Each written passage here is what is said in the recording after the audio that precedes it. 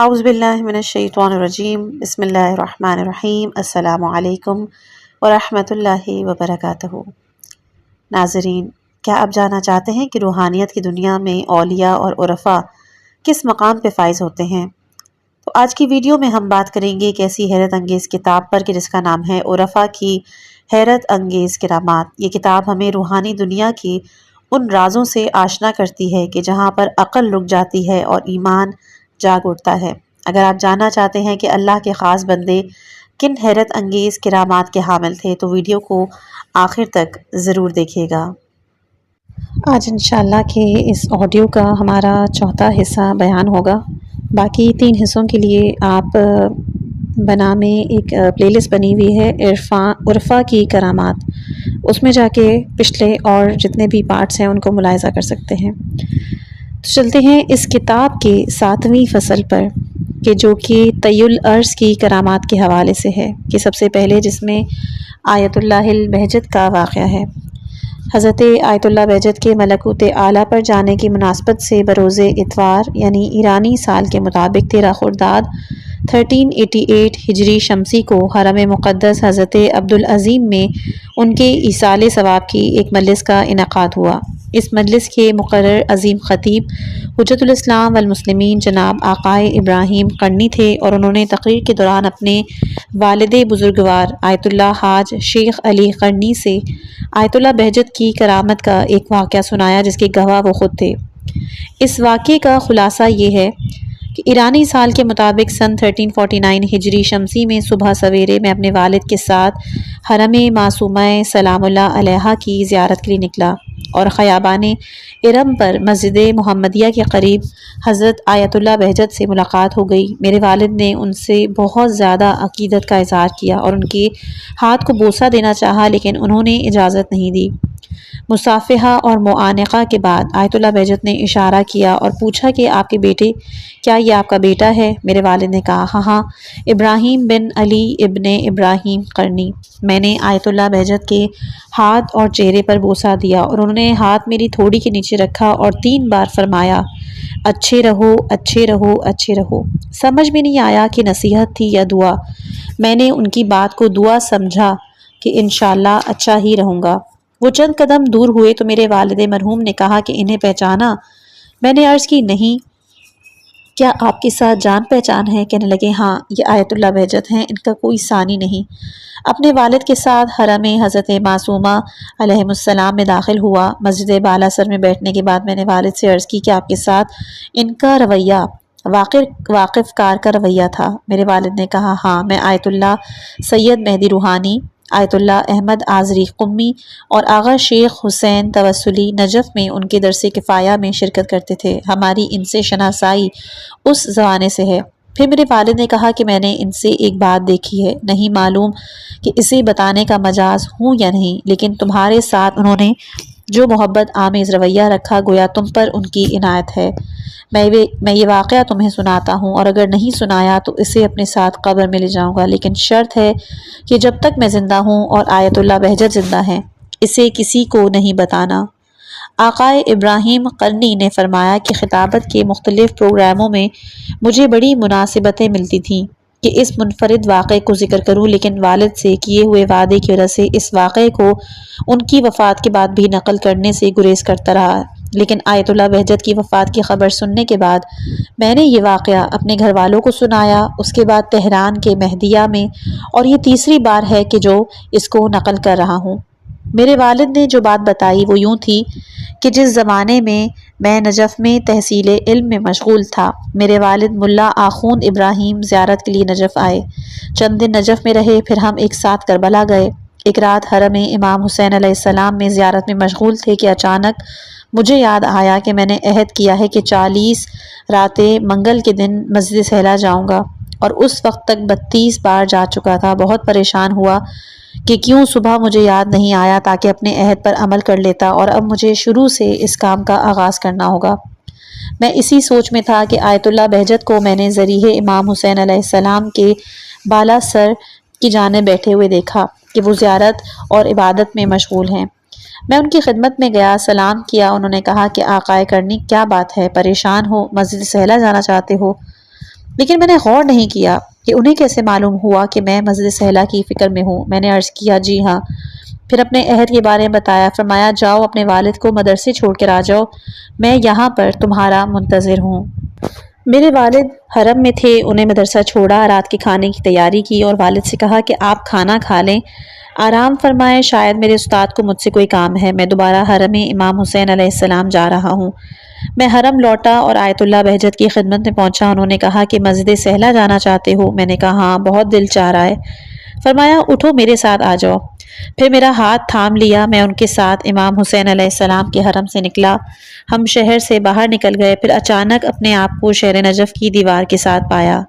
فرمایا شہر کے پیچھے سے اندر داخل ہوں گے۔ شہر نجف کا چکر لگایا اور مسجد سہلا میں داخل ہوئے۔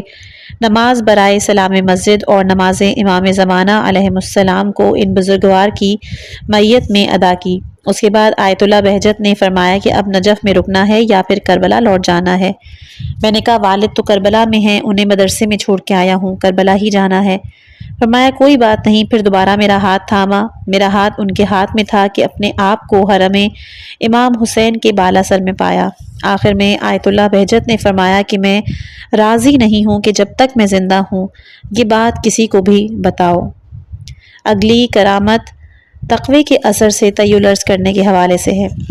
حضرت آیت اللہ عراقی نے یہ واقعہ ایک ایسے شخص کے بارے میں نقل کیا کہ جو تقوی پر عمل کرنے اور واجبات کو بجا لانے، محرمات کو ترک کرنے کے نتیجے میں طی العرض کے معنوی طاقت تک پہنچ گیا تھا۔ آپ فرماتے ہیں کہ آقائے راضی نے مجھے بتایا کہ میں نے آیت اللہ آقائے سید نصر اللہ بنی صدر سے سنا کہ آقا سید نصر اللہ بنی صدر کہ ہم ہمدان میں آقائے ہاتھ سید محمد خان سری کے ساتھ متعدد بار ان کی خدمت میں حاضر ہوئے۔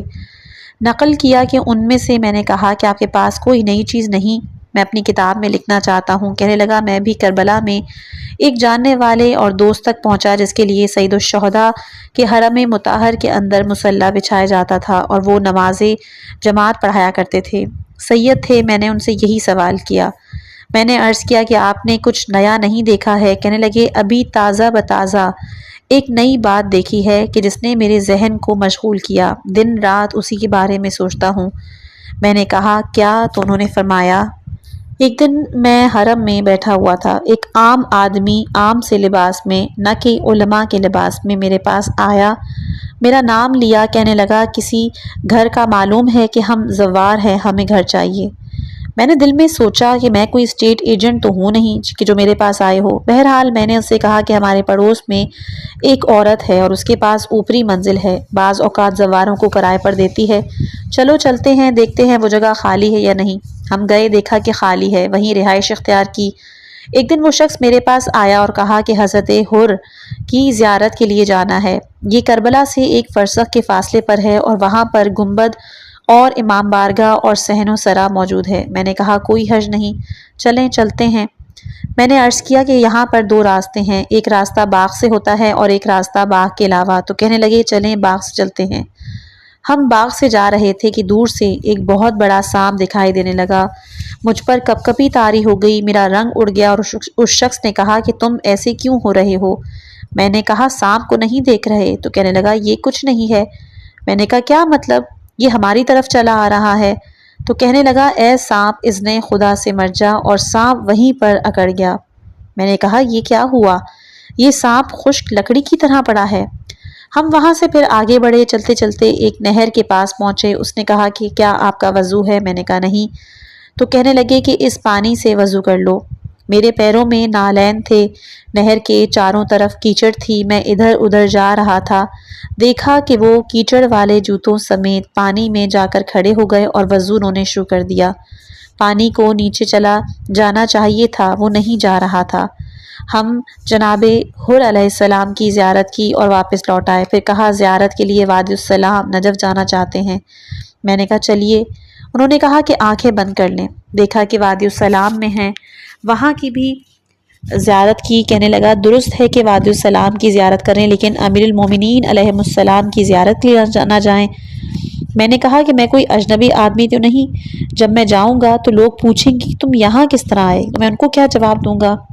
انہوں نے کہا کہ گھبراؤ نہیں، کوئی ہمیں نہیں دیکھے گا، اور حضرت امیر علیہ السلام کی زیارت سے شرف یاب ہوئے۔ دوبارہ اسی طرح سے طی العرض کر کے ہم کربلا واپس آ گئے۔ بعد میں ایک دن میں نے اس سے کہا کہ تمہیں خدا کی قسم مجھے یہ بتاؤ اس مقام تک کیسے پہنچے ہو؟ کہنے لگا کچھ نہیں، وہی چیزیں کہ جو آپ نے ہمیں سکھائی ہیں، محرمات کو ترک کرنا اور واجبات کو ادا کرنا۔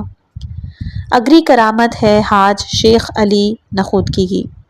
مرحوم سید ابو القاسم ہندی نے نقل کیا کہ میں حاج شیخ حسن علی نخودکی کے ہمراہ مشہد کی پہاڑیوں سے ایک پہاڑی گیا ہوا تھا۔ اس وقت محمد قوش آبادی نامی ایک باغی کہ جو اس علاقے میں بدامنی کا باعث بنا ہوا تھا، پہاڑی کی ایک جانب سے سامنے آ گیا اور خبردار کیا کہ اگر کوئی حرکت کی تو مارے جاؤ گے۔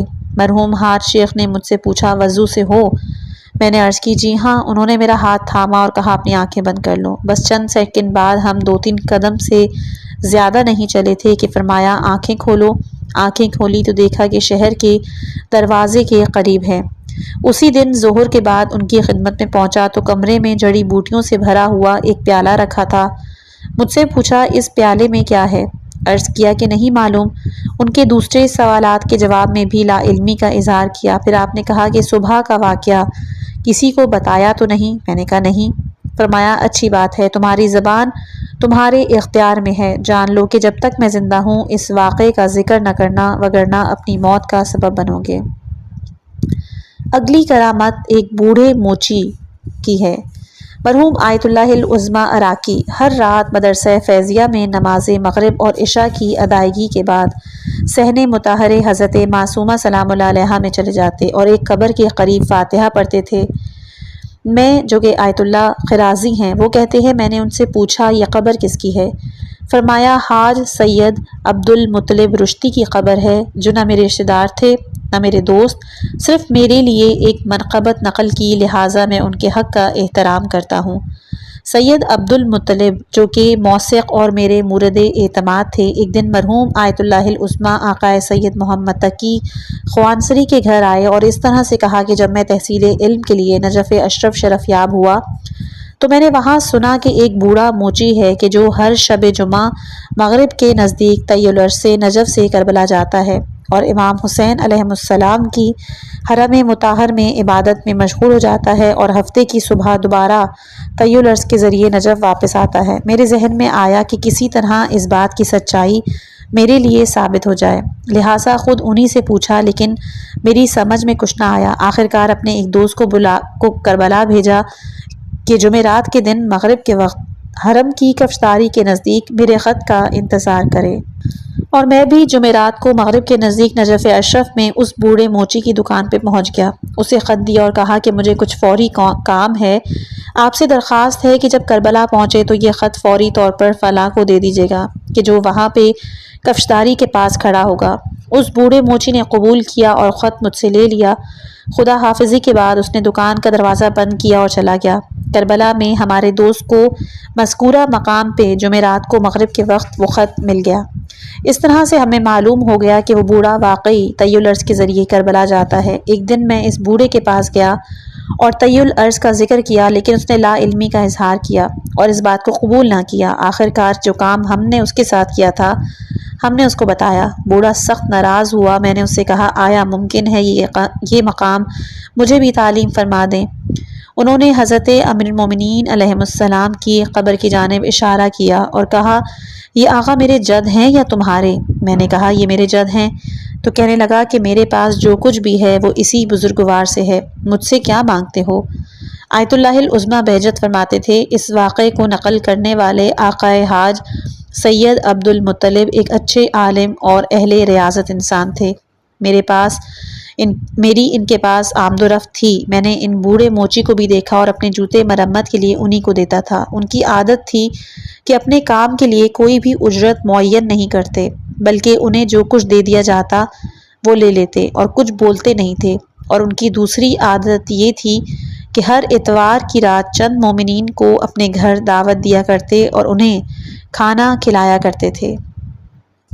اگلی اور آخری کرامت ہے آیت اللہ العظمیٰ حاج آقائے موسیٰ زنجانی چند واسطوں سے مرحوم آیت اللہ مرزا حسین نائینی سے نقل فرماتے ہیں کہ مرحوم آقائے حاج شیخ مرزا حسین نائینی اپنے ایک دوست کے ساتھ پیر کے دن اس خیال سے کہ جمعے کا دن ہے مسجد پہنچ گئے تاکہ مرحوم حاج شیخ باقر نجفی مسجد شاہی کی گفتگو سے استفادہ کریں۔ ان کی گفتگو کے بعد ہم مسجد سے باہر نکل آئے اور بعد میں ہمیں معلوم ہوا کہ وہ پیر کا دن تھا نہ کہ جمعے کا۔ جب جمعے کا دن آیا تو ہم دوبارہ مسجد چلے گئے، لیکن کمال تعجب سے دیکھا کہ وہی مجلس، وہی گفتگو اور سننے والے بھی وہی لوگ تھے، یعنی یہ طی العرض طی زمان یا آئندہ زمانے کا اظہار تھا۔ اس کے بعد 8ویں فصل شروع ہوئی ہے کہ جس میں وہ کرامات کا ذکر ہے کہ جس میں شاگردوں کی مدد کی گئی ہے۔ پہلی کرامت ہے آیت اللہ شبیر زنجانی مدظ اللہ مرحوم شیخ عباس قمی کے بارے میں فرماتے ہیں کہ میں نے یہ واقعہ سید صدر الدین جزائری سے سنا اور وہ آقائے مرزا علی محدث زادے یعنی جو کہ شیخ عباس قمی کے بیٹے ہیں ان سے نقل کرتے ہیں۔ حاج سید صدر الدین کہتے تھے کہ حاج مرزا علی نے نقل کیا ہے کہ کسی نے مجھے محرم کے عشر کی دعوت دی، میں نے بھی دعویٰ کر لیا۔ اس دوران میں نے اپنے والد کو خواب میں دیکھا، انہوں نے مجھ سے کہا کہ آپ وہاں نہ جائیں، ایک بوڑھی عورت دروازہ غار سے آئے گی اور تمہیں دعوت دے گی، تم اسے قبول کر لینا۔ البتہ مجھے تردد ہے کہ لفظ دروازہ غار حاج شیخ عباس کے کلام میں تھا یا نہیں، لیکن واقعے کے ذم میں ہے کہ وہ عورت وہیں سے آئی تھی۔ آقائے حاج مرزا علی نے کہا کہ میں نے اپنے والد سے عرض کی کہ میں اس شخص کو وعدہ دے چکا ہوں۔ میرے والد نے کہا کہ جو پیسے وہ تمہیں دینا چاہتا ہے وہ سود کا پیسہ ہے۔ میں نے کہا کہ میں وعدہ منسوخ کر دوں گا، لیکن لازمی طور پر وہ پوچھے گا کہ کیوں منسوخ کر رہے ہو، کیا منسوخ کرنے کی وجہ بتاؤں؟ والد نے کہا کہ فی الوقت میں اس بارے میں کچھ نہیں کہہ سکتا، لیکن یہ کہہ رہا ہوں کہ وہاں نہ جانا۔ حاج مرزا علی نے کہا کہ میں نیند سے بیدار ہو گیا۔ مقررہ دن وہ شخص میرے پاس آیا اور کہا کہ آپ نے وعدہ کیا ہوا ہے کیوں؟ میں نے اس سے کہا کہ میں نہیں آؤں گا۔ اس شخص نے اصرار کیا کہ سبب کیا ہے؟ آخر کار میں مجبور ہو گیا کہ استخارہ کروں کہ سبب بتاؤں یا نہیں۔ استخارہ کیا تو اچھا آیا۔ میں نے کہا کہ میرے والد نے مجھے حکم دیا ہے کہ نہ جاؤں، اور پھر میں نے سارا خواب اس کو سنایا۔ وہ شخص رونے لگا اور بولا میں ایسا آدمی نہیں تھا، لیکن اس مرتبہ یہ کام کیا اور اب توبہ کرتا ہوں۔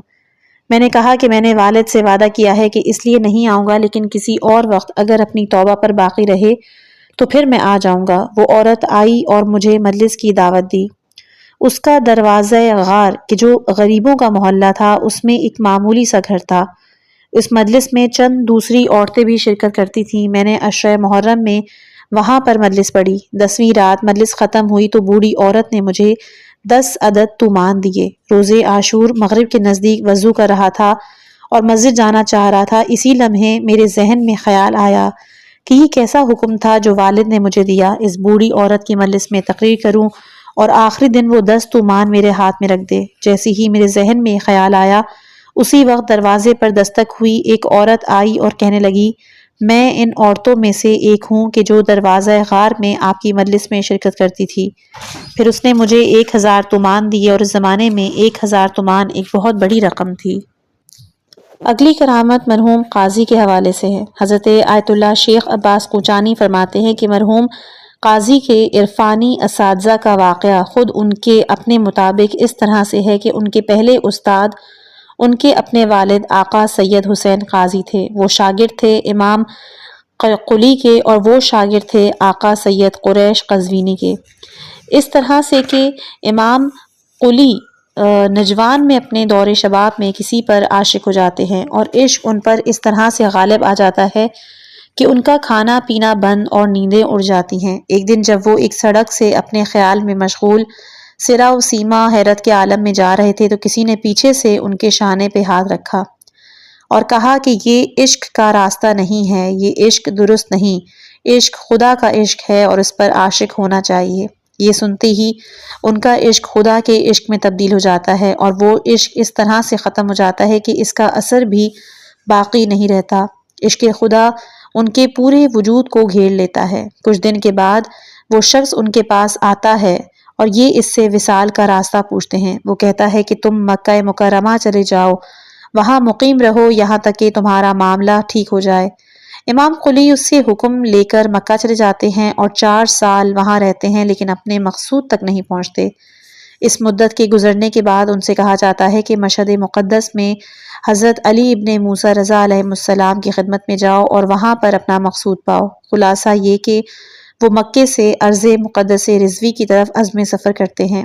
اس مقام مقدس میں مقیم ہو کر عبادات اور وظائف کی انجام دہی میں مشغول ہو جاتے ہیں۔ اس کے باوجود راستہ نہیں کھلتا اور ان سے کہا جاتا ہے کہ قزوین میں آقا سید قریش کے پاس چلے جائیں۔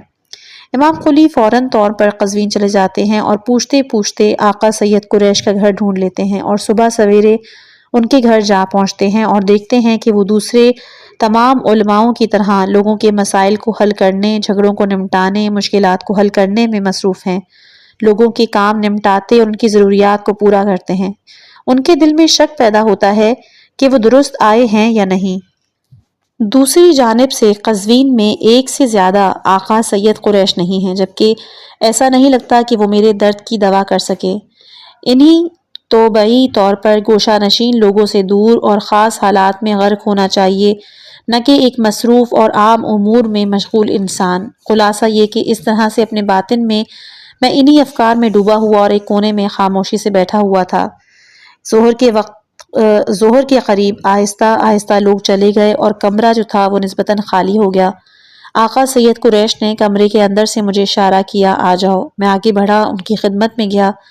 وہاں پر میرے کچھ کہے بغیر انہوں نے میرے حالات بتائے اور کچھ دستور مرحمت کہا اور کہا ان پر عمل کرو، انشاءاللہ چند دن کے بعد تبریز چلے جاؤ اور وہاں پر کچھ لوگ اور کچھ صوفی ہیں کہ جو گمراہی میں پڑے ہوئے ہیں، تمہاری ذمہ داری ہے ان کو نصیحت اور ہدایت کرو۔ میں تبریز کی جانب چل پڑا اور وہاں پر ایک گروہ سے میرا سامنا ہوا کہ جو نماز کے بعد ایک تسبیح صاحب جواہر یعنی نجف کے ایک عالم دین ہیں آیت اللہ شیخ حسن نجفی، ان پر لعنت کرتے تھے۔ میں نے اس کام کو روکا، ان لوگوں کو شریعت قیوم اور راہ مستقیم کی ہدایت کی۔ وہ تمام لوگ صاف باطن صوفی با شریعت رند اور اہل تقلید اور عبادت ہو گئے۔ الحمدللہ وہاں پر میں نے اپنے مقصود تک پہنچ گیا اور جو مجھ سے وعدہ کیا گیا تھا وہ حقیقت میں پورا ہوا، اور یہ بھی سمجھ گیا کہ مجھے تبریز بھیجے جانے کا سبب یہی کام تھا۔ امام قلی آقا سید قریش کے حکم کے مطابق تبریز میں کاروبار کرتے ہیں اور بازار میں دکان لے کر تجارت میں مصروف ہو جاتے ہیں۔ آقائی سید حسین قاضی ان سے متصل ہو جاتے ہیں اور مقامات اور درجات حاصل کرتے ہیں۔ پھر وہ اپنے بیٹے سید علی کی دستگیری کرتے ہیں اور مرحوم قاضی کے لیے فتح باب ان کے والد سید حسین کے ہاتھ سے ہوتا ہے۔ آقا سید حسین قاضی نے اپنی تعلیم سامرہ میں مرزائی بزرگ آیت اللہ العظمیٰ سید حسن شیرازی سے حاصل کی، اور جب فارغ التحصیل ہوئے اور علمی اور فقہی مقامات پہ فائز ہوئے تو مرحوم مرزا کی اجازت سے تبریز پلٹ گئے اور وہاں عرفانی امور، راہ خدا، سیر و سلوک اور معرفت میں مرحوم امام قلی سے دستور حاصل کیا۔ بنابراین مرحوم آقا سید حسین قاضی علمی، فقہی اور عرفانی کمالات کی جامع شخصیت ہیں۔ دن میں وہ مرحوم امام قلی کی دکان پر جایا کرتے، 1 گھنٹہ بیٹھ کر کسب فیض کرتے۔ ان کا قد لمبا تھا، ہمیشہ حتیٰ کہ کام اور خرید و فروخت کے وقت بھی خاموش رہتے، پورے وقار اور سکون کے ساتھ خریداروں کا کام کرتے اور ان کی ضرورت کی چیزیں دیتے۔ مرحوم آقا علی قاضی تبریز میں سن 1312 ہجری تک جب آپ نجف اشرف مشرف ہوئے، یعنی کہ 28 سال کی عمر تک اپنے والد بزرگوار کی علمی، فقہی اور عرفانی تربیت میں تھے۔ ان کے لیے فتح باب عرفانی اور کشف امور غیبی ان کے والد کے حکم اور ان کے تحت نظر ہوئے۔ جب نجف اشرف مشرف ہوئے تو اس کے 1 سال کے بعد ان کے والد کا انتقال ہو گیا اور انہیں وادی السلام میں دفن کیا گیا۔ اگلی حکایت مرحوم قاضی کے ایک مرید اس طرح نقل کرتے ہیں کہ میں آقا قاضی کی مجلس میں شرکت کیا کرتا تھا۔ مالی اعتبار سے حوزہ علمیہ نجف اشرف کے زیادہ تر طالب علموں کی طرح سے مشکلات میں رہتا۔ زیادہ تر راتوں میں میرا کھانا چائے اور روٹی ہوتا۔ ایک رات میرے پاس صرف ایک سکہ تھا کہ جس سے روٹی خریدی جا سکتی تھی۔ میرا ارادہ تھا کہ درس سے آتے ہوئے اس سکے سے روٹی خرید لوں گا، اور ان کے درس کے دوران جو کہ مدرسہ ہندی کے ایک کمرے میں ہوتا تھا، ایک فقیر وہاں آ گیا اور اس نے اچانک آقا غازی نے اپنا ہاتھ میری جانب پھیلایا اور کہا کہ کچھ پیسہ ہے تمہارے پاس تاکہ اس بیچارے کو دے دوں۔ میں نے جیب میں اپنا ہاتھ ڈالا اور وہ سکہ انہیں دے دیا۔ انہوں نے سکہ لے کر فقیر کو دیا اور اپنی بات جاری رکھی۔ درس ختم ہونے کے بعد میں نے دوستوں سے خدا حافظی کی اور کسی سے کچھ کہے بغیر اپنے گھر کی طرف چل پڑا۔ اس رات روٹی نہ ہونے کی باعث چائے بھی نہیں بنائی اور درس کی تیاری میں مصروف ہو گیا۔ یہی صورتحال رہی یہاں تک کہ سونے کا وقت ہو گیا اور میں بھوک کی تکلیف کے ساتھ ہی بستر پہ دراز ہو گیا۔ شیطانی وسوسے مجھ پہ حملہ آور ہو رہے تھے، لیکن میں نے انہیں استغفار سے دور کر رہا تھا کہ اسی دوران دروازے پر دستک ہوئی اور میں نے دروازہ کھولا، دیکھا آقا قاضی وہاں موجود ہیں۔ انہوں نے سلام کیا اور فرمایا کہ آج میں چاہتا ہوں کہ تمہارے ساتھ کھانا کھاؤں، اجازت ہے؟ اس پیشکش کو میں نے قبول کیا۔ وہ بیٹھ گئے اور اپنی ابا کے نیچے سے ایک برتن نکالا جس میں عدس پلاؤ، تھوڑا سا گوشت اور روٹی تھی۔ مجھ سے کھانا کھانے کے لیے کہا۔ میں نے بھی سیر ہو کے کھانا کھایا اور اس کے بعد اپنی عادت کے برخلاف اونچی آواز سے کہا، چائے کہاں ہے بھائی؟ میں فوراً اپنی جگہ سے اٹھا اور چائے بنائی۔ ایک پیالی چائے پینے کے بعد اپنی جگہ سے اٹھے اور مجھ سے خدا حافظی کہہ کر چلے گئے۔ اگلی کرامت آیت اللہ عراقی ایک دن فرماتے ہیں کہ میرا ایک سید شاگرد ہوتا تھا کہ جس سے مجھے بہت زیادہ الفت تھی، لیکن ایک مرتبہ یکایک وہ درس سے غائب ہو گیا۔ کئی مہینے اور سال بیت گئے اور مجھے اس کی کوئی اطلاع نہیں ملی۔ میں نے سوچا کہ شاید فوت ہو گیا ہوگا، یہاں تک کہ 6 سال کے بعد جب میں آیت اللہ العظمیٰ سید محمد تقی خوانساری کی قبر پہ فاتحہ خوانی میں مصروف تھا کہ ایک شخص نے مجھے سلام کیا۔ پلٹ کر دیکھا تو میرا وہی سید شاگرد تھا۔ میں نے پوچھا کہاں تھے؟ ہمیں اپنے حالات سے بے خبر کیوں رکھا؟ کہنے لگا آقا اس دوران ڈاکٹروں کے پیچھے تھا، میرے سر میں ایک غدو پیدا ہو گیا تھا۔ 6 سال سے ڈاکٹروں کے پیچھے اس شہر سے اس شہر بھاگ رہا ہوں۔ آج آیا ہوں اور حضرت معصومہ سلام اللہ علیہا سے توسل کیا ہے۔ آقا کہتے ہیں کہ میں نے اسے کہا کہ تم نے کافی حد تک اپنی ذمہ داری ادا کر دی ہے اور ڈاکٹر کو دکھا چکے ہو، اب مسلسل 40 دن تک یہ عمل کرو۔ روزانہ ذکر یونسیہ یعنی کہ لا الہ الا انت سبحانک انی کنت من الظالمین کو حضور قلب کے ساتھ دہراؤ۔ آقا مزید فرماتے ہیں کہ 40 دن کے بعد وہ شاگرد میرے پاس آیا اور مجھ سے کہا، چونکہ گرمی کا موسم تھا اس لیے میں نے ہر رات چھت پہ جا کر استعداد کے مطابق ذکر دہرایا ہے۔ تقریباً 20ویں رات تھی اور میں نے نصف ذکر پڑھا تھا کہ یکایک میں نے دیکھا میری آنکھوں کی آگے سے پردہ ہٹ گیا ہے اور میں نے اپنے آپ کو آسمان اور زمین کے درمیان معلق پایا۔ ایک قافلہ دیکھا کہ جو زمین سے آسمان کی طرف آ رہا تھا، گویا کہ آسمان کا دروازہ کھل رہا تھا اور جو بھی اندر داخل ہو جاتا وہ میری نظروں سے غائب ہو جاتا، یہاں تک کہ ایک بہت ہی نورانی شخصیت کی باری آئی جو قافلے کے آخر میں کھڑے تھے۔ جب انہوں نے آسمان میں داخل ہونا چاہا تو میری طرف دیکھا اور فرمایا، کیا چاہتے ہو؟ میں نے کہا آقا جان میرا سر۔ انہوں نے میرے سر کی جانب اشارہ کیا اور کہا اٹھو تمہیں کچھ نہیں ہے، اور وہ آقا آسمان میں داخل ہو کر غائب ہو گئے۔ پھر میں نے اپنے آپ کو چھت پر ذکر کرتے ہوئے پایا، باقی ذکر کو مکمل کیا اور محسوس کیا کہ میرے سر میں کسی بھی قسم کا کوئی درد نہیں۔ 20 راتوں تک ذکر جاری رکھا اور جب ڈاکٹروں کے پاس جا کر ٹیسٹ کرائے تو انہوں نے کہا کہ تمہارے سر میں اس غدے کا کوئی بھی اثر باقی نہیں ہے۔ اگلی کرامت 100 سال سے زیادہ کا عرصہ ہو گیا۔ شوشتر میں ایک جلیل القدر عالم لوگوں کے درمیان فیصلے کیا کرتے اور لوگ ان کی جانب رجوع کرتے تھے۔ ان کا نام آقا سید علی شوستری تھا اور وہ دوسرے تمام علماء اعلام کی طرح تدریس و قضاوت اور مرجعیت جیسے عمومی معاملات میں مشغول رہتے تھے۔ ایک دن اچانک کوئی ان کے گھر کے دروازے پر دستک دیتا ہے۔ جب پوچھا گیا تو کہنے لگا کہ دروازے کھولیں، کسی کو آپ سے کچھ کام ہے۔ مرحوم آقا سید علی جب دروازے کھولتے ہیں کہ جو کپڑا بننے والا ہے وہ وہاں کھڑا ہوا ہے۔ وہ کہتے ہیں کیا کام ہے؟ جلاحہ جواب میں کہتا ہے گواہیوں کی گواہی کے مطابق فلاں جگہ کی ملکیت کا جو فیصلہ آپ نے کیا ہے یہ فلاں شخص کی ہوگی، یہ صحیح نہیں۔ وہ جگہ ایک چھوٹے یتیم بچے کی ہے اور اس کی دستاویز فلاں مقام پر زمین میں دفن ہے۔ یہ راستہ جو آپ نے اختیار کیا ہوا ہے یہ درست نہیں اور یہ آپ کا کام نہیں ہے۔ آیت اللہ شوستری جواب میں کہتے ہیں کہ کیا میں نے غلط فیصلہ کیا؟ جلاحے نے کہا جو بات کہہ دی بات وہی ہے، یہ کہا اور چل دیا۔ آیت اللہ سوچ میں پڑ جاتے ہیں کہ یہ شخص کون تھا، کیا کہہ رہا تھا۔ تحقیق کرتے ہیں تو معلوم ہوتا ہے کہ اسی مقام پر یتیم بچے کی ملکیت کی دستاویز دفن ہے اور گواہ جھوٹے تھے۔ بہت گھبرا جاتے ہیں اور دل میں کہتے ہیں کہ ایسا نہ ہو کہ جو فیصلے میں نے کیے ہیں اس میں سے زیادہ تر ایسے ہی ہوں تو وہ وحشت زدہ ہو جاتے ہیں۔ اگلی رات اسی وقت پر جولاہا دستک دیتا ہے اور کہتا ہے کہ آقا سید علی شوستری، راستہ یہ نہیں ہے کہ جس پر آپ چل رہے ہیں۔ تیسری رات بھی یہی واقعہ اسی کیفیت کے ساتھ تکرار ہوتا ہے اور جولاہا کہتا ہے سستی نہ کریں، فوری طور پر گھر کا سامان جمع کریں، گھر فروخت کریں اور نجف اشرف چلے جائیں اور جو ذمہ داریاں میں نے کہی ہیں انہیں انجام دیں، اور 6 ماہ کے بعد نجف اشرف کے وادی السلام میں میرا انتظار کریں۔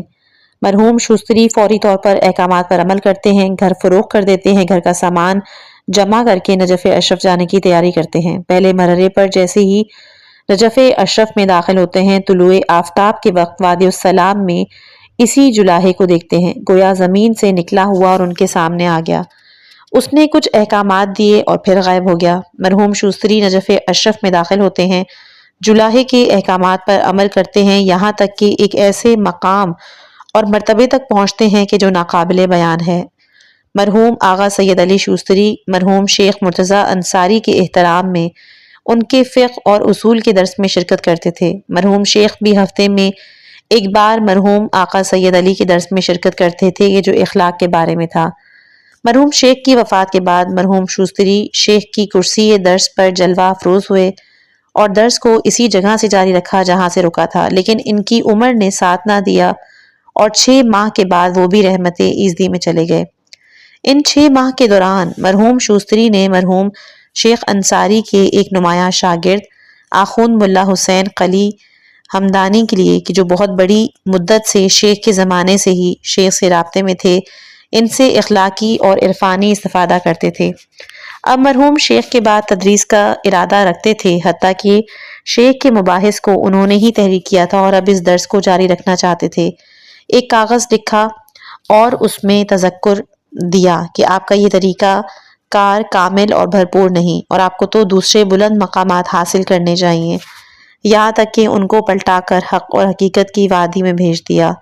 مرحوم آخوند نے بھی ایسے ہی عظیم شاگردوں کی تربیت کی، ان میں سے ہر ایک معرفت اور توحید کا ایک ستون اور ایک عظیم نشانی بن گئے، جیسے مرزا جواد آقا ملکی تبریزی، مرحوم آقا سید احمد کربلائی، مرحوم آقا سید محمد سعید اور مرحوم حاج شیخ محمد بہاری، استاد بزرگوار عارف بے نظیر مرحوم مرزا علی آقا قاضی تبریزی مکتب مرحوم آقا سید احمد کربلائی کے شاگرد ہیں۔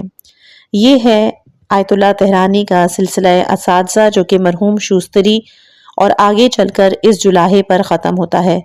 لیکن وہ جولاہا کون تھا، کس کے ساتھ رابطے میں تھا، ان معارف کو کہاں سے اور کس ذریعے سے حاصل کیا تھا، یہ کچھ بھی معلوم نہیں۔ اگلی کرامت آقا قاضی کی کرامت ہے۔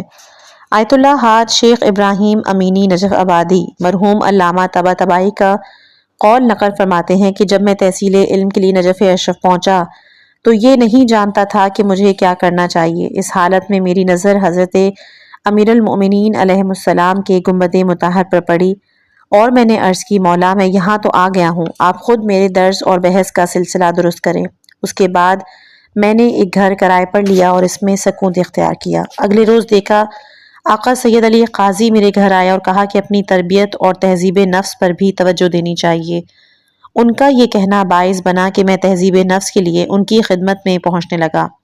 مرحوم علامہ طباطبائی مرحوم آقا قاضی طباطبائی کے بارے میں فرماتے تھے کہ آقا قاضی بہت خاموش طبع انسان، فضول اور غیر مفید گفتگو سے سختی سے پرہیز کرتے تھے۔ یہی مرحوم علامہ طباطبائی فرماتے تھے کہ خدا مجھے بچے عطا فرماتا تھا لیکن مر جاتے، زندہ نہیں بچتے تھے، یہاں تک کہ زوجہ کے اندر نئے حمل کے آثار ظاہر ہوئے۔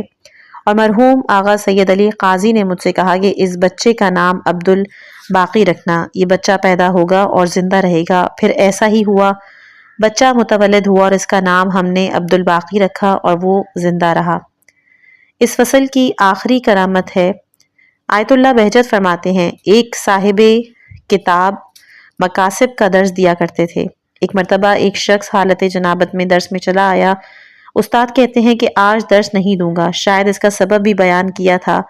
مرحوم وحید نے درس کے بعد اپنے ایک شاگرد سے فرمایا ٹھہر جاؤ، پھر اسے کہا کہ آئندہ بغیر غسل کے درس میں نہ آنا، جہاں تم بیٹھے ہو اس جگہ قالین کے نیچے حمام کے پیسے ہیں، لے جاؤ اور جا کر اپنا فرض انجام دو۔ اس کے بعد ایک جملہ ہے جو در محضر آیت اللہ بہجت کی کتاب سے لیا گیا ہے: لیکن ہماری حالت تبدیل ہو چکی ہے اور ہم ان والدین کی اولاد شمار نہیں ہوتے، اور ان کے ساتھ ہماری کوئی... اس کتاب کی جو نویں فصل ہے وہ ہے ائمہ معصومین علیہم السلام سے توسل اور ان کی حضور شرفیابی کی کرامات، جس میں پہلی کرامت نقل ہوئی ہے مرحوم سید ابو الحسن اصفہانی کے والد سید محمد اس زمانے میں علماء کی بے پناہ مشکلات، معاشی پریشانیوں اور خاندان سے جدائی کی وجہ سے اپنے بیٹے سید ابو الحسن کے دینی طالب علم بننے کے سخت مخالف تھے، لیکن مرحوم سید کے اصرار اور استقامت کے بعد آخر کار ان کے والد اس بات پہ راضی ہو گئے۔ اس حوالے سے ایک واقعہ نقل ہوا ہے جسے میں بیان کر رہا ہوں۔ عقل ناصر باقر بید ہندی مجلہ نور علم تیسری جلد شمارہ نمبر 4 میں حوزہ علمیہ قم کے استاد محترم آیت اللہ حاج شیخ محسن حرم پناہی کے توسط سے نقل کرتے ہیں کہ مرحوم سید کے جن کے دل میں تحصیل علم کا شوق بیدار ہو گیا تھا، اپنے والد کے پاس جاتے ہیں اور ان سے تقاضا کرتے ہیں کہ وہ انہیں علم دین حاصل کرنے کی اجازت دیں۔ والد مخالفت کرتے ہوئے کہتے ہیں کہ اگر ایسا کرو گے تو میں تمہارے اخراجات کا ذمہ دار نہیں۔ خلاصہ یہ کہ والد سے اجازت لینے کے بعد وہ درس میں مشغول ہو جاتے ہیں اور اصفہان کے مدرسہ صدر میں کمرہ لے لیتے ہیں۔ سردی کا موسم آ جاتا ہے جبکہ نہ سید کے پاس فرش ہوتا ہے اور نہ ہی ہیٹر۔ ایک رات ان کے والد اصفہان آتے ہیں اور اپنے بیٹے سے ملنے کے لیے مدرسے جاتے ہیں۔ جب اس ناگفتہ حالت کو دیکھتے ہیں تو اپنے بیٹے سے کہتے ہیں کہ میں نے نہیں کہا تھا کہ دینی طالب علم نہ بنو، بھوک ہے، محرومیت رہے گی وغیرہ۔ والد کے یہ الفاظ سید کو سخت متاثر کر دیتے ہیں۔ سید قبلہ رو ہو کر امام زمانہ علیہ السلام کو مخاطب قرار دیتے ہیں اور کہتے ہیں کہ مولا کوئی عنایت کیجیے تاکہ یہ نہ کہا جائے کہ تمہارا کوئی مولا نہیں۔ چند منٹ نہیں گزرے تھے کہ مدرسے کے دروازے پر دستک ہوئی۔ خادم نے دروازہ کھولا، پتہ چلا کہ کسی کو سید ابو الحسن سے کام ہے۔ سید جب دروازے پہ جاتے ہیں تو ایک شخص کو دیکھتے ہیں کہ جو انہیں 5 قرآن کی رقم دے کے کہتا ہے کہ حجرے کے طاقچے میں ایک شمع بھی ہے، اسے جلا لو تاکہ یہ نہ کہا جائے کہ تمہارا کوئی مولا نہیں ہے۔ اگلی حکایت آقا سید ہاشم ہندی نقل کرتے ہیں کہ ایک محترم سید بنام سید علی نقی ہندی ہندوستان سے تحصیل علوم دینی کے لیے نجف اشرف آتے ہیں، اور وہ وہی وقت تھا کہ جب مرحوم آقا سید محمد کاظم یزدی اور پھر آقا مرزا محمد تقی شیرازی کا انتقال ہوا تھا۔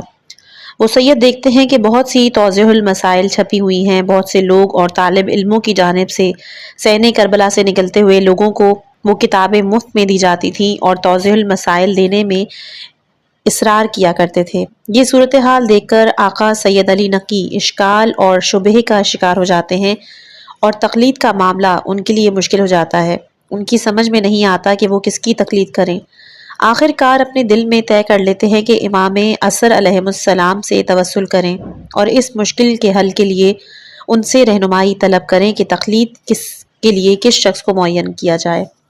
اس اہم کام کے لیے اپنے دل میں طے کرتے ہیں کہ ایک چلہ مسجد سہلہ میں اقامت اختیار کریں اور عبادت میں مشغول رہیں تاکہ بات واضح ہو جائے۔ ابھی 40 دن پورے نہیں ہوئے تھے کہ اچانک دیکھا کہ ایک بہت ہی تیز روشنی مقام امام زمانہ ارواحنا فدا سے ظاہر ہوئی۔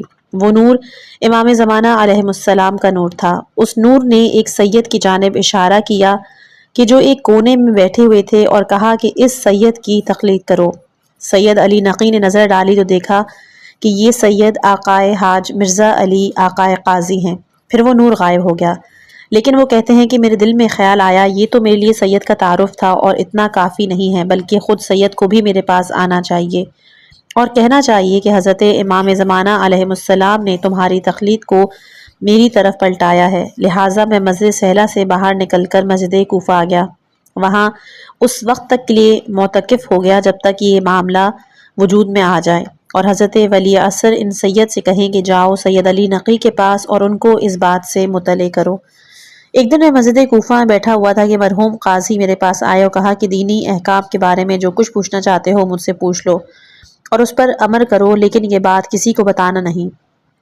سید علی نقی کہتے ہیں کہ اس کے بعد سے میں نے ان سید کی تقلید کر لی اور جو بھی مسئلہ پیش آتا میں ان سے پوچھ لیتا تھا، یہاں تک کہ آقا قاضی فوت ہو گئے اس کے بعد سے جو بھی مسئلہ پیش آتا اور مجھے اس کا حکم معلوم نہیں ہوتا تھا، خواب میں مرحوم قاضی میرے پاس آتے اور اس کا حکم مجھے بتا دیتے تھے۔ اگلی کرامت آقا قاضی کے ایک شاگرد اسرار کے ساتھ حضرت ولی العصر عجل اللہ فرجہ شریف کی خدمت میں شرف یابی کے لیے کسی دستور کا تقاضا کر رہے تھے اور ان کے استاد انکار کر رہے تھے، یہاں تک کہ اسرار بہت بڑھ گیا۔ استاد نے ایک خاص دستور انہیں مرحمت فرما دیا۔ باقی واقعہ کتاب مہر تابان میں اس طرح سے نقل ہوا کہ مرحوم قاضی فرماتے تھے کہ ہمارے زمانے کے بعض لوگ مسلم طور پر حضرت کے حضور شرف یاب ہوئے ہیں۔ ان میں سے ایک مسجد سہلا میں آپ کے مقام پر، جو کہ مقام صاحب الزمان کے نام سے مشہور ہے، دعا اور ذکر میں مشغول تھا کہ اچانک دیکھتا ہے کہ آن حضرت علیہ السلام ایک بہت تیز روشنی کے درمیان ان سے نزدیک ہو رہے ہیں۔ اس نور کی ہیبت اور عظمت اس پہ اس طرح چھا جاتی ہے کہ نزدیک تھا کہ اس کی روح قبض ہو جاتی، اس کی سانس رک رہی تھی، جان دینے میں ایک دو آخری سانسیں باقی تھیں کہ وہ امام علیہ السلام کو خدا کے اسماء جلالہ کی قسم دیتا ہے کہ اس سے نزدیک نہ آیا جائے۔ مرحوم قاضی اگلے روز اس شاگرد سے کہتے ہیں کہ آغا جان، جب آپ کے اندر برداشت نہیں ہے تو شرف یابی پر اصرار کیوں کرتے ہیں؟ 2 ہفتے کے بعد جب وہ مسجد کوفہ میں ذکر میں مشغول تھا کہ حضرت اس کے سامنے آ گئے، چنانچہ اس کی مراد برائی اور شرف ملاقات حاصل ہو گئی۔ مرحوم قاضی فرماتے تھے کہ یہ صاحب آقا شیخ محمد تقی آملی تھے۔ اگلی کرامت امام زمانہ سے توسل کے حوالے سے ہے۔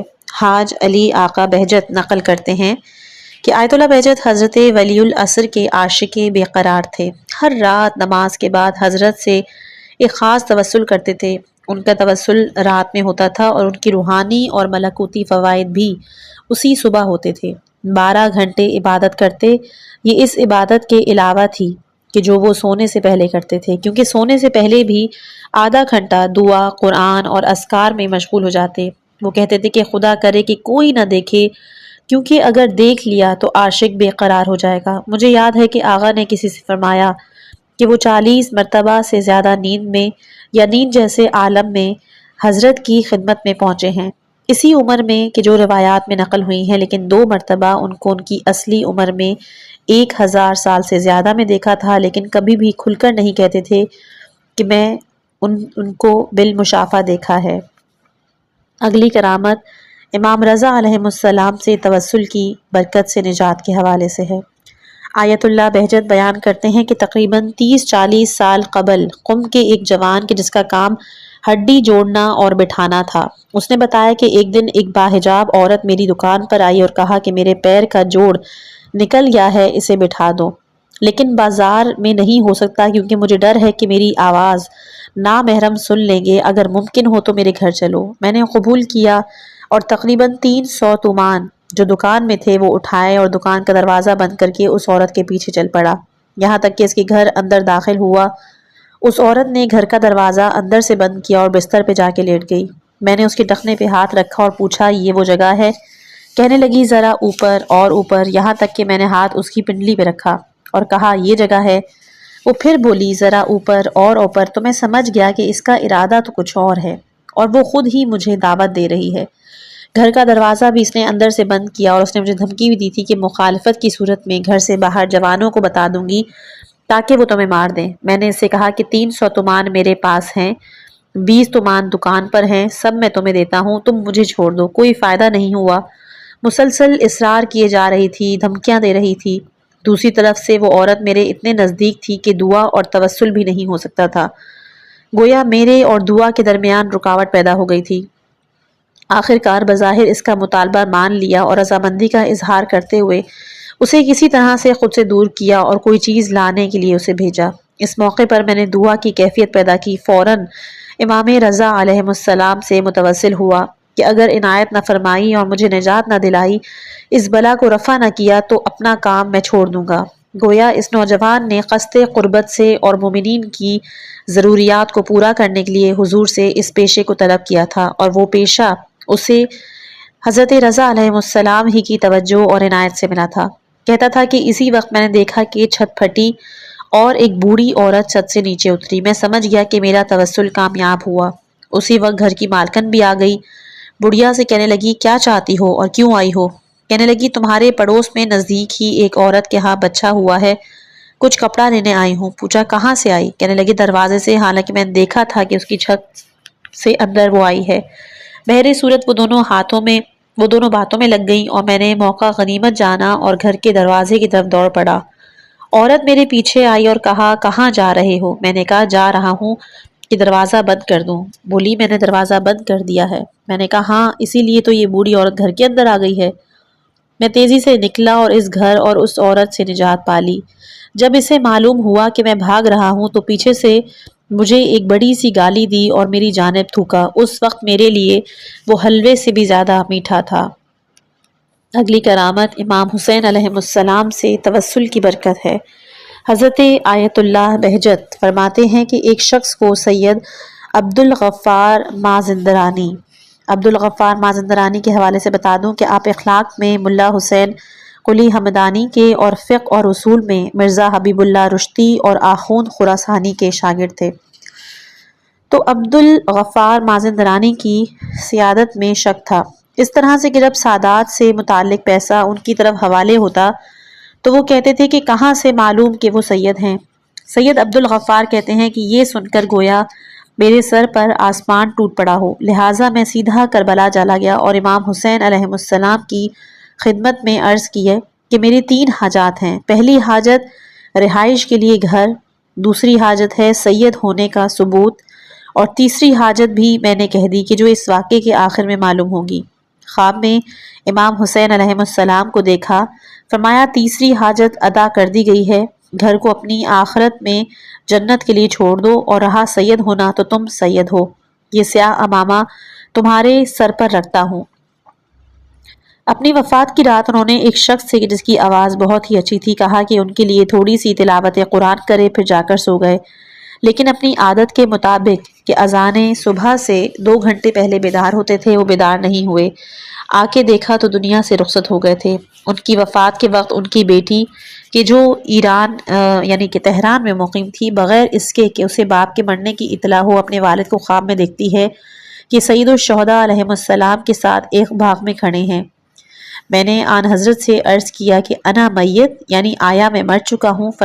فرمایا ہاذا یعنی کیا اس طرح سے مرنا اچھا ہے؟ کہا ہاں۔ انہوں نے فرمایا کہ ہاں تم مر چکے ہو۔ اس کے بعد سید عبدالغفار اسی خواب میں اپنی بیٹی سے کہتے ہیں کہ اپنے بھائی کو لکھو کہ میری تیسری حاجت یہ تھی کہ مجھے موت سے وحشت ہوتی تھی۔ میں نے امام حسین علیہ السلام سے درخواست کی کہ اس طرح سے مروں کہ مجھے معلوم ہی نہ ہو سکے، اور آپ نے قبول فرمایا، اسی لیے میری موت اس طرح سے ہوئی کہ ان کے کہنے پر میں نے مان لیا اور میں مر چکا ہوں۔ اگلی کرامت ہے امام زمانہ علیہ السلام سے توسل کی برکات کے حوالے سے۔ حضرت آیت اللہ بہجت نقل کرتے ہیں کہ مرزا عبدالعلی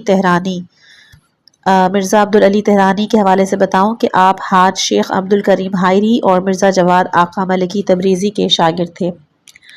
تو مرزا عبدالعلی تہرانی کے ایک مرید نے بتایا کہ میں مالی اعتبار سے تنگ دستی کا شکار تھا، ایک وقت کا کھانا بھی سیر ہو کے نہیں کھا سکتا تھا۔ میں نے توسل کیا اور دعا کو چھت پہ جا کے پڑھا۔ اگلے دن ہم نے اشکنا بنایا تھا، حاج مرزا عبدالعلی کی جانب سے دعوت دی گئی، کچھ لوگوں نے جن میں شیخ مرتضیٰ زاہد بھی تھے۔ کھانا کھانے کے بعد سب لوگ چلے گئے، میں اور شیخ مرتضیٰ حاج مرزا عبدالعلی کے گھر میں گرم کرسی کے ساتھ بیٹھے ہوئے تھے۔ پہلے شیخ مرتضیٰ نے کہا کہ نجف میں سید حسن مدرس اتنی مشکلات میں تھے کہ اپنی بیوی بچوں کے ساتھ ایک وقت سے زیادہ سیر ہو کر نہیں کھاتے۔ امام زمانہ علیہ السلام کے نام 40 دن عریضہ لکھا اور 40ویں دن گھر کے اندر آواز سنی کہ ہم تمہاری حالت سے غافل نہیں۔ ان کی حالت بدل گئی اور مشکل حل ہو گئی۔ جب شیخ مرتضیٰ نے یہ بات نقل کی تو میری حالت بھی بدل گئی، گویا کہ مجھے کوئی مشکل ہی نہیں اور میری مشکل بھی حل ہو گئی۔ اگلی کرامت ہے حضرت آیت اللہ بہجت ہی فرماتے ہیں کہ امام زمانہ علیہ السلام کا عاشق کم از کم انہیں خواب میں دیکھتا ہے، اگر بیداری میں نہ دیکھے تو۔ ایک میں نے خواب میں ان کی زیارت کی، ایک ایسے شخص کی صورت میں کہ جس کی عمر 1000 سال سے زیادہ ہو، لمبی داڑھی، لمبا قد۔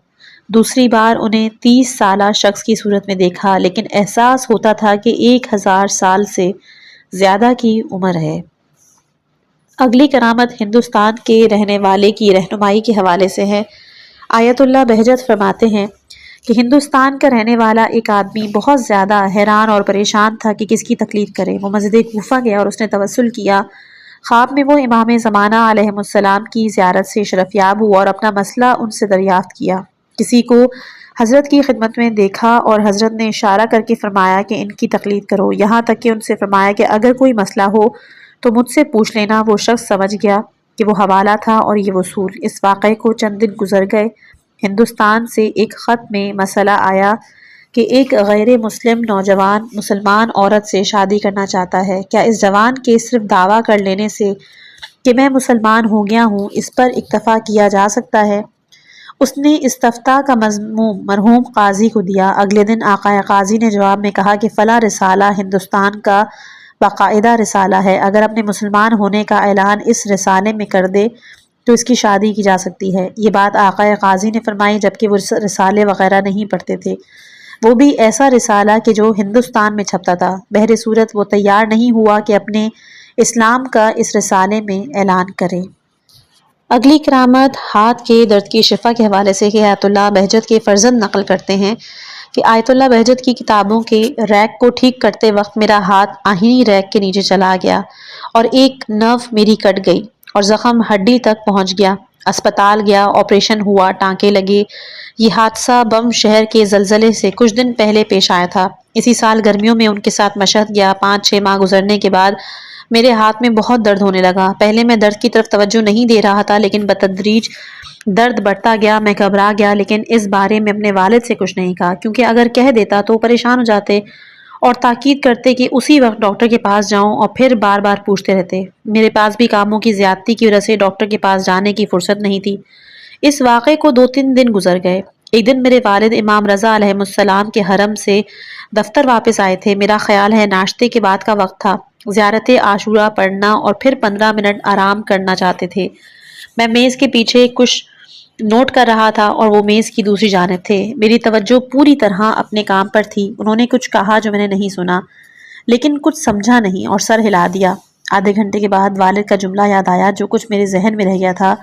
وہ تھا کہ اس طرح سے میرے لیے مکشوف کشف کہتے ہیں۔ پھر لفظ مکشوف کو آدھا چھوڑ دیا اور فرمایا کہ معلوم ہوا ہے کہ اگر کسی کے بدن کے کسی حصے میں درد ہو رہا ہو تو وہ امام رضا علیہ السلام کے حرم کے کسی بھی حصے سے اس کو مس کرے یا ہاتھ کو مس کر کے درد کے حصے پر پھیرے اور اس کام کو بار بار کرے تو اس کا درد دور ہو جاتا ہے۔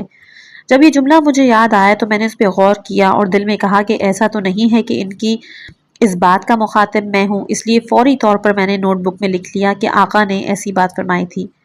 اگلے دن میں حرم میں شرفیاب ہوا، اپنا ہاتھ حرم سے مس کیا۔ اس کام کو اگلے دن بھی انجام دیا۔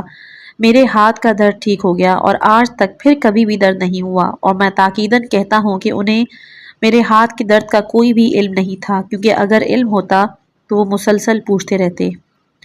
اگلی کرامت امام عصر علیہ السلام کے نائب کے حوالے سے ہے۔ آیت اللہ بہجت کے فرزند فرماتے ہیں میرے والد کی وفات سے 11 ماہ قبل اویسی نام کے ایک شخص نے مجھ سے فون پہ رابطہ کیا اور کہا کہ ڈنمارک سے ایک شخص آغا کی خدمت میں آنا چاہتا ہے۔ میں نے کہا کہ آغا سے ملاقات کا کوئی سلسلہ نہیں ہے۔ کہنے لگا کہ وہ شرعی رقم ادا کرنا چاہتا ہے۔ میں نے کہا کہ دفتر میں دے دے یا پھر ان کے اکاؤنٹ میں جمع کرا دے۔ اس نے پھر کہا کہ وہ چاہتا ہے کہ اپنی رقم خود ان کے ہاتھ میں دے، اس میں کوئی راز ہے، اور اس نے اصرار کیا۔ میں نے کہا کہ اس خواہش کو تو پورا کرنے کا کوئی راستہ نہیں، صرف جمعے کے دن صبح میں مسجد میں آغا کے ہاتھ میں دے سکتا ہے۔ ایک دن جمعے کو وہ شخص کم آیا اور پہلے سے طے شدہ پروگرام کے مطابق مسجد کی راہداری میں اس نے آغا سے ملاقات کی اور ایک لفافہ ان کو دیا۔ جب والد مسجد سے واپس آئے اور اپنے کمرے میں چلے گئے تو وہ لوگ میرے پاس آئے۔ جو شخص ان سے ملنا چاہتا تھا وہ عراقی نژاد تھا، 40-50 سال کے درمیان اس کی عمر تھی اور عربی میں گفتگو کر رہا تھا، لیکن اس کا سالہ اس کے ساتھ تھا کہ جو فارسی جانتا تھا، اور اس کے ساتھ ایک دینی طالب علم بھی تھا۔ اس شخص نے کہا کہ میں 14 گھنٹے کی پرواز کے بعد تہران پہنچا ہوں۔ میں نے اس سے کہا کہ شرعی رقوم کی ادائیگی کے لیے قم آنے کی ضرورت نہیں تھی، آپ انٹرنیٹ سے بھی یہ کام انجام دے سکتے تھے۔ اس نے کہا کہ میں کوئی عام آدمی نہیں ہوں، ڈنمارک اور سویڈن میں میری 5 سپر مارکیٹیں ہیں، ان میں سے ایک بھی اپنے وطن کے اندر چلانا مشکل کام ہے۔ 5 سپر مارکیٹیں اور وہ بھی اجنبی ملک میں چلانا تو بہت ہی مشکل بات ہے۔ یہ ڈالر بھی میں نے بہت محنت سے کمائے ہیں. میں کوئی ایسا آدمی بھی نہیں کہ کوئی مجھے دھوکہ دے جائے اور میں ہر بات پہ یقین کر لوں. پھر مزید کہا کہ میرا ماجرا یہ ہے کہ ایک دن مجھے احساس ہوا کہ میرے ذمے کچھ شرعی رقوم واجب الادا ہیں، لیکن میں نہیں جانتا تھا کہ وہ کس کو ادا کروں. خود امام زمانہ علیہ السلام سے متصل ہوا اور ان سے درخواست کی کہ میری رہنمائی کریں. کافی عرصہ گزر گیا، کچھ نہیں ہوا، یہاں تک کہ ایک جمعے کو عصر کے وقت راستے میں تھا کہ امام کی یاد ذہن میں آئی اور خیال آیا کہ چند مہینے ہو گئے میں نے ان سے رہنمائی کا تقاضا کیا، انہوں نے کوئی جواب نہ دیا تو میں پھٹ پڑا. اشک بھری آنکھوں سے آن حضرت اجل اللہ تعالیٰ فرجہ شریف کی خدمت میں عرض کی، مجھے آپ سے کچھ نہیں چاہیے، میں تو آپ کا مال دینا چاہتا ہوں. آپ نے اس کافر ملک میں مجھے تنہا چھوڑ دیا ہے، میری رہنمائی نہیں فرما رہے. اتنے میں نے واللہ العلی العظیم واللہ العلی العظیم میں نے خود اپنے کانوں سے سنا کہ بہت واضح اور نمایاں جواب آیا، تسلو الی ید الشیخ البہجت خلیفتنا، ہمارے نائب شیخ بہجت کو پہنچا دو. اس آواز کو سننے کے بعد میں ایک افریقی کے پاس گیا کہ جو سویڈن میں رہتا تھا اور اہل معرفت میں سے تھا. میں نے اس کو سارا واقعہ سنایا. اس نے کہا کہ اگر امام کا زمین پر کوئی نائب ہے تو وہی ہے کہ جس کا نام تم نے سنا ہے. میں نے کہا وہ کہاں ہے؟ میں تو اس کو نہیں جانتا. وہ شخص کہنے لگا کہ یہ ایران میں ہیں اور قم میں رہتے ہیں. میں نے کہا میں ان تک کیسے پہنچوں گا؟ تو کہنے لگا مجھے 2-3 دن کی مہلت دو. میں 2-3 دن کے بعد ان شیخ کا فون نمبر مجھے دیا. جب میں ایران آنا چاہتا تھا تو اسی افریقی کے پاس آیا. مجھ سے کہنے لگا کہ دیکھو یہ شیخ بہجت کہ جن کے پاس جا رہے ہو دوسروں سے مختلف ہیں. وہ ایسے نہیں کہ تمہیں ہاتھ چومنے دیں یا ان کے ساتھ کھڑے ہو کر اپنے موبائل کے ذریعے سیلفی لے لو یا بات چیت کرو.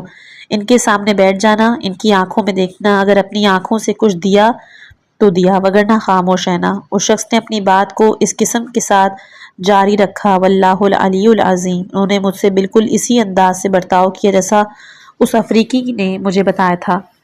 میں نے اس دینی طالب علم سے کہ جو ان کے ساتھ تھا ان کی میزبانی کر رہے تھے پوچھا آپ کیا کرتے ہیں؟ کہنے لگا میں اس وادی میں نہیں ہوں. میں نے پوچھا کسی چیز کی ضرورت ہے؟ کہنے لگے 5 لاکھ تومان کا مقروض ہوں. میں نے آخر سے عرض کیا کہ یہ شخص $25,000 لایا ہے، ان صاحب کا مہمان رہا ہے، ان کو کتنے دوں؟ تو والد نے کہا کہ 1 لاکھ تومان. میں نے عرض کیا چند دن جو اس نے ان کی میزبانی کی ہے اس کا خرچہ اس سے زیادہ ہوگا. فرمایا تم اس کو چھوڑ دو. میں نے عرض کی مجھے شرمندگی ہو رہی ہے، یہ شخص 5 لاکھ کا مقروض ہے. کہا اس کا قرض ادا ہو جائے گا، تم اس کو بھی چھوڑ دو. میں نے تبرک کے عنوان سے 1 لاکھ تومان اس شخص کو دیے اور وہ چلے گئے. بعد میں معلوم ہوا کہ جو شخص شرعی رقم لے کر آیا تھا اس نے طالب علم کو $500 ہدیہ دیا تھا. اگلی کرامت امیر المومنین علیہ السلام سے توسل کے حوالے سے ہے. آیت اللہ البہجت فرماتے ہیں کہ مکے کے راستے میں ایک شخص کی رقم کی تھیلی کھو گئی، شاید سمندر میں گر گئی. جب وہ نجف اشرف واپس آیا تو امیر المومنین علیہ السلام سے متوسل ہوا. رات کو حضرت کو خواب میں دیکھا. آپ نے سے کہا کہ تمہاری تھیلی قم میں مرزائے قمی جو کہ عظیم فقی اور اصولی ابو القاسم ابن الحسن شیفتی جیلانی معروف بمرزائی قمی، متعدد کتابوں کے مؤلف ہیں، مجملہ علم اصول فقہ مشہور اور معروف کتاب قوانین کے بھی مؤلف ہیں.